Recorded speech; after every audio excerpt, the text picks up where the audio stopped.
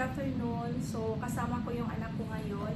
I-unbox namin yung regalo galing sa kaibigan ko as early gift para sa aking anak. So, sabi ng kaibigan ko is September 26 darating yung package or i-deliver. But then, napaaga yung delivery niya and then dumating siya ngayon. So, para to sa anak ko kay Zimri. Nagustuhan ko talaga yung regalo. And for sure, magustuhan din to ni Zimri. Tingnan mo yung anak ko. Oh, napaka-hyper. Kunti lang yung iniinom niyang milk. Pero parang yung highest level yung hyper niya. Ayan. Parang yung energy niya. Lahat ng energy na sa kanya na. So, by the way, ito pala yung regalo ng aking friend from Arizona. Hindi ko ini-expect na magbigay siya sa akin ng regalo. Anyway, sinabihan ko lang siya na hoping makapunta siya dito sa binyag ng aking anak. And same day sa birthday din niya.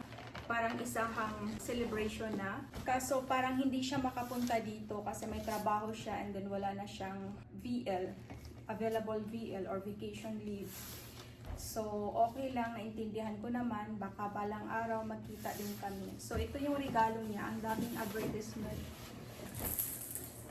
So, ito yung regalo niya, and then sabi pa niya, ito yung gusto niya dati nung bata pa siya.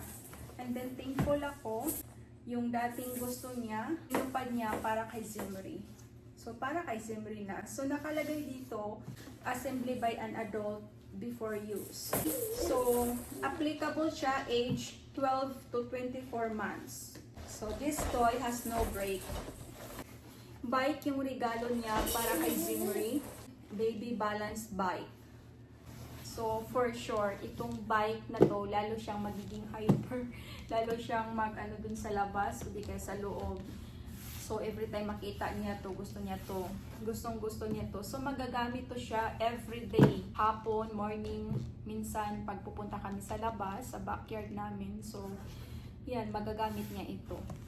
So, for now, need pa siyang i-assemble. So, when it comes to installation or i-assemble ng mga bagay-bagay, wala talaga akong katalent-talent sa mga ganyan kahit may instruction pa yan. Kaya, mamaya, papa-assemble ko to sa asawa ko. Sobrang thankful ako kasi magamit talaga to ni Zimri sa labas. Mag-i-enjoy talaga siya habang ginagamit niya itong bike na to. So, for sure safe naman as long as may adult or asawa ko magbantay sa kanya. Ang ingay ni Zimri. Kung tingnan niyo naman, oh.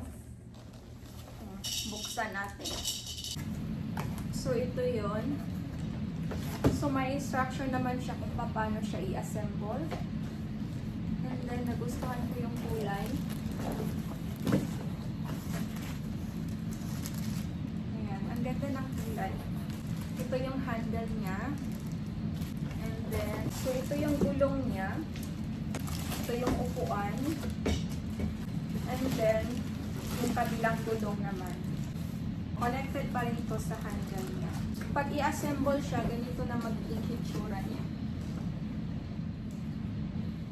So, hi sis, thank you so much sa regalo mo para kay Zimri. Sa advance na regalo mo para kay Zimri. For sure, magustuhan niya ito at talagang mag-i-enjoy siya. And of course, thankful ako sa regalo mo para kay Zimri.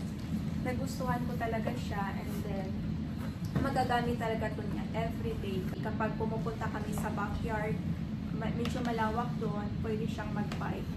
So, later, ipapa-assemble ko ito sa asawa ko para magamit na niya bukas.